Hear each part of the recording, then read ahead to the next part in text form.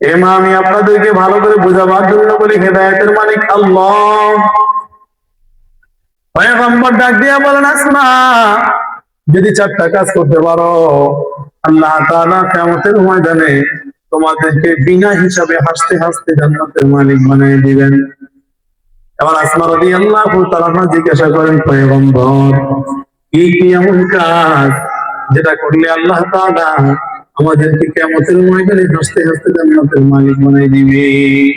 আসসালামু আলাইকুম ওয়া রাহমাতুল্লাহি ওয়া বারাকাতুহু। আওয়াজ না করি। মহিলাদের আম্মাজানদের তালিমের কিছু নিয়ম আছে, আগে নিয়মগুলো একটু শুনি। নিয়মগুলো ফলো করতে পারলে আমলিয়াতের মধ্যে ফায়দা হবে। আর যদি আমরা এটা ফলো করতে না পারি তাহলে ফায়দা শূন্য হবে। এক নাম্বার হলো, বাড়ির থেকে আসার সময় সম্পূর্ণ শরীরের পর্দা মেনে তারপরে মাহফিলে উপস্থিত হওয়া। আসার জরুরত যদি না থাকে, পুরুষদের সাথে নিয়ে আসা, পুরুষ ছেলে হোক অথবা তার স্বামী হোক, মাহরাম হতে হলে আলহামদুলিল্লাহ, মাহরাম হইলেই হইল। তৃতীয় নাম্বার হলো আমরা ভিতরে যতক্ষণ পর্যন্ত থাকবো একেবারে সাইলেন্ট থাকা, ভিতরে কোনো আওয়াজ যেন না আসে বাইরে। কারণ মহিলাদের কণ্ঠটাও পর্দা, যেখানে এসে পর্দা না মানা যায় তাহলে আপনি পর্দাটা মানবেন কোন জায়গায় যায়? আল্লাহ তাআলা আমাদেরকে আমল করার তৌফিক দান করেন। আলহামদুলিল্লাহ। আলহামদুলিল্লাহি খালাকাল ইনসান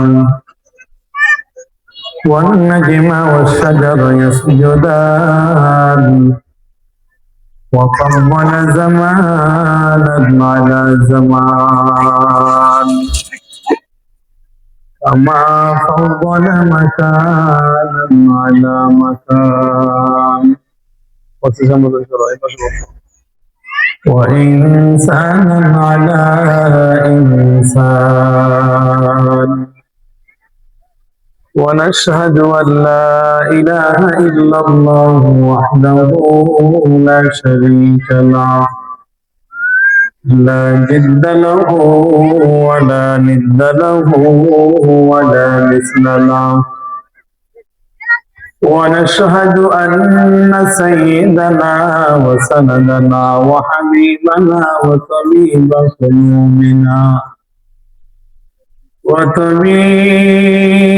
قلوبنا ومولانا محمدا عبده ورسوله صلى الله تعالى عليه وعلى آله وأصحابه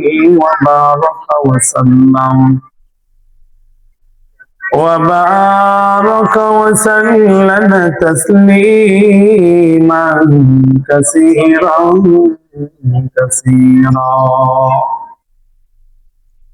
أما بعد فأعوذ بالله من الشيطان الرجيم. بسم الله الرحمن الرحيم. وقرن في بيوتكن ولا تبرجن تبرج الجاهلية الأولى. وقال رسول الله صلى الله عليه وسلم لا طاعة لمخلوق في معصية الخالق أو كما قال عليه الصلاة والسلام. وقال رسول الله صلى الله عليه وسلم المرأة إذا صلت خمسها وصامت شهرها وأحسنت فرجها وأطاعت بعدها فلتدخل من أي أبواب الجنة شاءت أو كما قال عليه الصلاة والسلام. صدق الله مولانا العظيم وصدق رسوله النبي الكريم ونحن على ذلك من الشاهدين والشاكرين والذاكرين والحمد لله رب العالمين.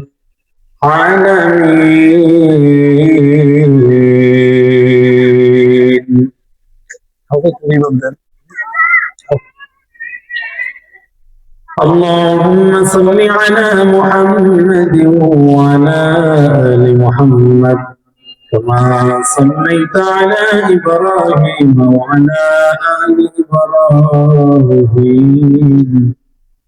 إنك حميد مجيد. اللهم بارك على محمد وعلى آل محمد كما باركت على إبراهيم وعلى آل إبراهيم إنك حميد مجيد.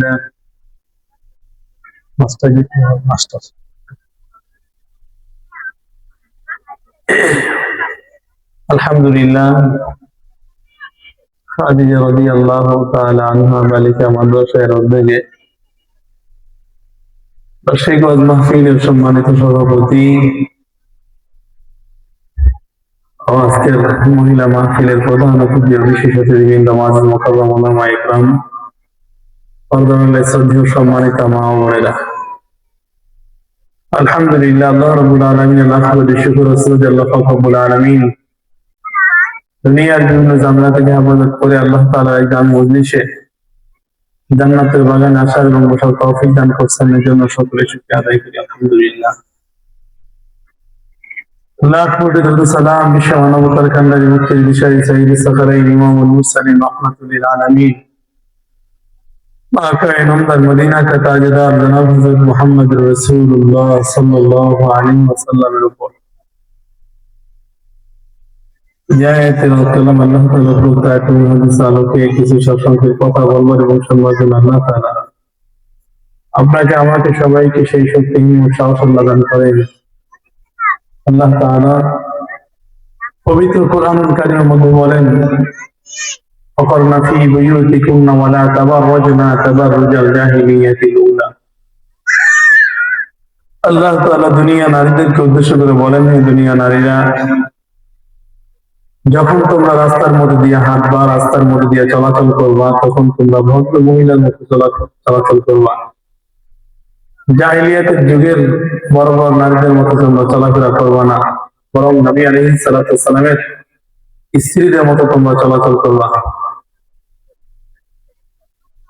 আল্লাহ তাআলা অপর এক আয়াতের মধ্যে বলেন, কুল্লিল মুমিনিনা ইয়াগুদ্দুনা মিন আবসারিহিম।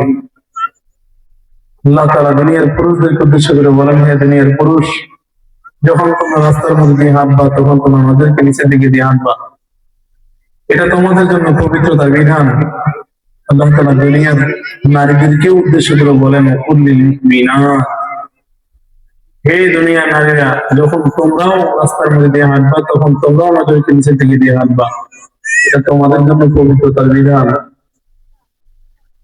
তো নজরকে নিচের দিকে দিয়ে হাঁটলে কি ফায়দা? রাসূল সাল্লাল্লাহু আলাইহি ওয়াসাল্লাম হাদিসের মধ্যে বলেন, যদি কোনো বান্দা কোনো বেগানা নারীর দিকে অথবা নারী বেগানা পুরুষের দিকে নজর পড়ে আর সে যদি নজরকে নিচের দিকে নামায় দেয়, আল্লাহ তাআলা মুহূর্তের মধ্যে তার আমল নামায় 12,000 রাকাত তাহাজ্জুদের নামাজ এক পায়ে দাঁড়ায় একসাথে দাঁড়ায় পড়লে যে সওয়াব দিতেন, সেই সওয়াব আল্লাহ তাআলা তার আমল নামায় দিয়ে দিবেন। তো অনেক ক্ষেত্রে আমরা আমাদের আম্মা জানরা মনে করেন যে পুরুষদের জন্য নজরে হেফাজত করা জরুরি, আমরা মহিলাদেরকে কোনো সমস্যা নাই। আল্লাহ তাআলা যেমনি ভাবে পুরুষদের জন্য আয়াত নাযিল করেছেন, ঠিক তেমনি ভাবে নারীদের জন্য আয়াত নাযিল করেছেন। তো মা, আমি আপনাদের আগে থেকে একটা কথা বলি, সেটা হলো, আমি কোনো সময় কোনো মাহফিলে কোনো আলোচনায় আম্মা জানদের সম্মানকে ছোট করে ক্ষুণ্ণ করে আমি কথা বলি না, এটা আমার মেজাজ না। কারণ আপনাদের সম্মান অনেক বেশি, যতটুকু দেওয়া দরকার ততটুকুই আমরা দিতে পারি না, তারপরেও আবার ছোট করে কথা বলার কোনো প্রশ্নই আসে না। যতটুকু কথা বলবো সর্বশেষ পর্যন্ত 100% আমি আপনাদেরকে সম্মান দিয়ে কথা বলার চেষ্টা করবো ইনশাআল্লাহ। তবে হাদিসের ভাষ্য অনেক সময় সত্য কথা আছে, যদি সেখানে যে একটা সত্য কথা আসা যায় সেক্ষেত্রে আমি অপারক আফওয়ান আল্লাহ মাফ চাই। আপনাদের সম্মান কত এটা বোঝাবার জন্য আমি আপনার ছোট্ট একটা উদাহরণ দিই আপনাদেরকে, আশা করি ভালো করে খেয়াল করবেন ইনশাআল্লাহ। ভিতরে আওয়াজ আসতেছে, ছোট্ট বাচ্চারা মনে হয় দৌড়াদৌড়ি করতেছে, ওদেরকে একটু অল্প সময়ের জন্য হইলেও পালন করার চেষ্টা করা। তো যে কথা বলতেছিলাম, আপনাদের সম্মান কত। আল্লাহ রাসূল সাল্লাল্লাহু আলাইহি ওয়াসাল্লাম এক হাদিসের মধ্যে বলেন, খায়রু মাতাউদ দুনিয়াল ইমরাতু সালিহা, দুনিয়ার মধ্যে প্রত্যেক জিনিসই হলো সম্পদ, তার মধ্যে সব থেকে দামি সম্পদ হলো একজন নেককার নারী। তার সম্মান আল্লাহর আসমানের থেকে বেশি, আল্লাহর জমিনের থেকে বেশি, গোটা পৃথিবীর থেকে বেশি। বরং গোটা পৃথিবীকে কয়েকশো বার বিক্রি করে দিলেও একজন নারীর সম্মানের সমান হবে না।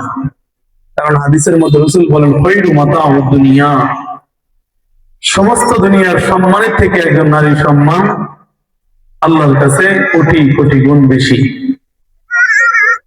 আমি তো অত বেশি বড় মানুষ না, যেন ছোট মানুষ ছোট জিনিস দিয়ে উদাহরণ দিই। আমরা দুনিয়ার মধ্যে সব থেকে দামি জিনিস হিসাবে স্বর্ণকে চিনি, বা হীরা মণি মুক্তা জওহর এগুলাকে চিনি। তো এই স্বর্ণের উদাহরণ দিই আমি আপনাদেরকে। মহিলাদেরকে স্বর্ণের থেকে, হীরা মণি মুক্তার থেকেও বেশি দামি মনে করি তাদের সম্মানকে। সাধারণত আপনি যদি স্বর্ণের দোকানে যান, মনে করেন মাদারীপুর স্বর্ণের দোকানে যান অথবা রাজের স্বর্ণের দোকানে যান, যাওয়ার পরে গিয়া তাকায় দেখবেন যে স্বর্ণের দোকানে ঢোকার আগে একটা শক্ত লোহার কেচিকেট দিয়া স্বর্ণের দোকানটা আটকানো। প্রাথমিক অবস্থায় ঢুকলেই দেখবেন লোহার কেচিকেট চক্ত করে, এটা ঢালাই করা কেচিকেট দিয়ে আটকানো। এরপরে কেচিকেট খুললে আপনি তাকায় দেখবেন এটা শাটার দেওয়া। শাটার খুলবেন, তাকায় দেখবেন যে শক্ত গ্লাসের থাই গ্লাস লাগানো, সেটার মধ্যে আবার লক করা।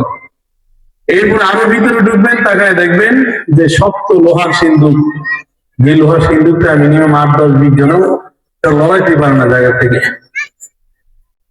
এরপরে ভিতরে অনেক ক্যাটালগ আছে, অনেক তালা আছে, অনেক সিকিউরিটি আছে। এরপরে স্বর্ণের জিনিসকে রাখা হয় খুব সুন্দর করে মখমলের কাপড় দিয়ে পেঁচায় ভিতরের মধ্যে রাখে। আচ্ছা, আমি আপনাদেরকে বোঝাবার জন্য বলি, কারণ আপনারাও তো আপনাদের সম্মানকে বুঝেন না, এই জন্য আপনাদের সম্মানের কোনো দাম আপনাদের কাছে নাই। এই স্বর্ণকে এত সিকিউরিটি দিয়া, এত শক্ত লোহা দিয়া, এত শক্ত লোহার প্রাচীর দিয়া, সিন্দুক দিয়া কেন রাখা হইলো? এক কথায় তার জবাব হলো, স্বর্ণ খুব দামি জিনিস, এটাকে যেখানে সেখানে ফালায় দেওয়া যায় না। এটাকে খুব গুরুত্ব সহকারে, এটাকে খুব সম্মান দিয়া, আদর দিয়া, দয়া দিয়া, মহাব্বত দিয়া ছোট্ট লোহার গেটের মধ্যে, সিন্ধুকের মধ্যে আটকে রাখতে হয়, কারণ এটা অনেক দামি জিনিস। আমি আপনাদেরকে ভালো করে বলি, আপনাদের বিবেকে আঘাত করে কথা বলি, ভালো করে একটু বোঝার চেষ্টা করবেন। মা, স্বর্ণের দাম এত বেশি এই জন্য স্বর্ণকে যেখানে সেখানে রাখে না। পক্ষান্তরে আপনি তাকায় দেখবেন লোহা যদি হাজার হাজার কোটি টাকার লোহাও হয়, তাকায় দেখবেন আমাদের সমাজে ব্রিজে লোহা ব্যবহার করা হয়, ঘরে লোহা ব্যবহার করা হয়, আরো বিভিন্ন জায়গায় দেখবেন লোহা ব্যবহার করা হয়। এই যে হাজার হাজার কোটি টাকার লোহা, এটা রাস্তার মধ্যে ফালায় রাখে কেউ নেয় না। 5,000 টাকার স্বর্ণ কেউ রাস্তার মধ্যে ফালায় রাখে না। 5,000 কোটি টাকার লোহাও কেউ ঘরের মধ্যে নেয় না। এর উদ্দেশ্য হলো, লোহা দামি জিনিস, তবে লোহার সম্মান অত বেশি না, রাস্তাঘাটে যেখানে সেখানে ফালায় রাখে এটা কেউ নেয় না। স্বর্ণ দামি জিনিস, অল্প হইলেও কেউ ফালায় রাখে না।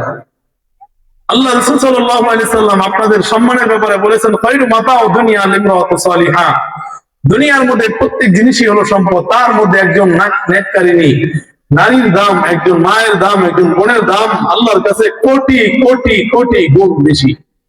মা, এই জন্য আমি আপনাদেরকে হাজার বার, লক্ষ বার অনুরোধ করে বলি, আপনাদের সম্মান যেখানে সেখানে নষ্ট করবেন না। আশা করি জানি না কতটুকু বুঝাইতে পারলাম, তবে আমি আপনাদের ব্যাপারে আরেকটা হাদিস বলি। আমি সরাসরি হাদিস দিয়ে আলোচনার মধ্যে চলে যাবো ইনশাআল্লাহ। আল্লাহ রাসূল সাল্লাল্লাহু আলাইহি সাল্লাম এর কাছে আম্মাজান হযরত আমাদের বোন হযরত আসমা রাদিয়াল্লাহু তাআলা রাসূলের কাছে আসলেন। আসার পরে রাসূল সাল্লাল্লাহু আলাইহি সাল্লাম কে বলতেছেন, হে আল্লাহর রাসূল, দুনিয়ার মধ্যে পুরুষ ওয়াজের মজলিসে যায়, পুরুষ জুমার মজলিসে যায়, পুরুষ ঈদগাহের মজলিসে যায়, পুরুষ আরো অনেক বড় বড় দিনের কাজে আঞ্জাম দিতে পারে, কিন্তু আমরা মহিলা মানুষ না পারি যুদ্ধের ময়দানে যেতে, না পারি ওয়াজের মজলিসে যেতে, না পারি আমরা দিনের বড় বড় কাজে শরীক হতে। নবী, আপনি আমাদেরকে এমন কিছু আমল বলেন যে আমলের দ্বারা আমরা পুরুষের সমপরিমাণ সওয়াব অর্জন করতে পারবো।